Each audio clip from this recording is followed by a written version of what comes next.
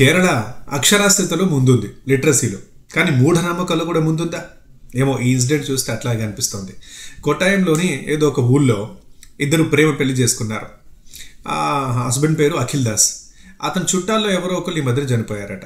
దీంతో ఆ అత్త మామ అంటే అఖిల్ దాస్ వల్ల తల్లి తండ్రి ఇద్దరు ఏమనుకుంటున్నారు, ఆ చనిపోయిన మనిషి ఆత్మ కోడలి బాడీలోకి వచ్చింది, సో కాబట్టి క్షుద్ర పూజలు చేసి బయటకు పంపించాలని చెప్పేసి భర్త లేని టైంలో అంటే కొడుకు లేని టైంలో ఆ కోడలి దగ్గరికి కూర్చొని ఒక భూత వైద్యుని రప్పించి మార్నింగ్ 9 నుంచి రాత్రి 11 దాకా క్షుద్ర పూజలు చేశారు. పూజలు చేయడమైనా ఆమెను హింసించారు, కొట్టారు, వాతలు పెట్టారు, తిట్టారు.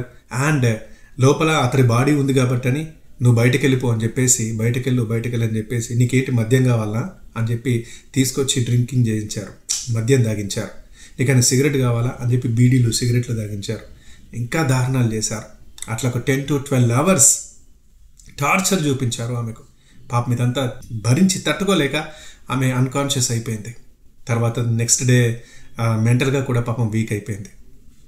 ఇదంతా తన తండ్రికి ఫోన్ చేసి చెప్పుకుంది. వెంటనే తండ్రి వచ్చి పోలీసులకు ఇన్ఫార్మ్ చేశాడు. ఇప్పుడు పోలీసులు వచ్చి అరెస్ట్ చేద్దామని చూస్తే ఆ అత్త లేదు, పరారీలో ఉంది. మామని అరెస్ట్ చేశారు. ఆ హస్బెండ్ని కూడా తీసుకొని విచారిస్తున్నారు. ఏంటి దారుణం. ఒక పక్కేమో మనం మాట్లాడుకుంటున్నాం, మనం చంద్రుడి మీద అడుగు పెడుతున్నాం, ఇంకా ఎన్నో అద్భుతాలు చేస్తాం, ఇంకేమేమో జరిగిపోతాయి, అసలు మనిషి మీద ఎక్కడికో వెళ్ళిపోతుంది అని ఇట్లా అనుకుంటున్నాం కదా. కానీ చూడండి ఒకసారి, మన డెవలప్మెంట్ పైకి వెళ్తూనే ఉంది. అట్ ద సేమ్ టైం కొందరిలో మూఢనమ్మకత్వం కూడా అంతే పైకి వెళ్తుంది, అది కూడా అంతే డెవలప్ అవుతుంది. దయచేసి ఇట్లాంటి పనులు ఎవరు చేయొద్దు.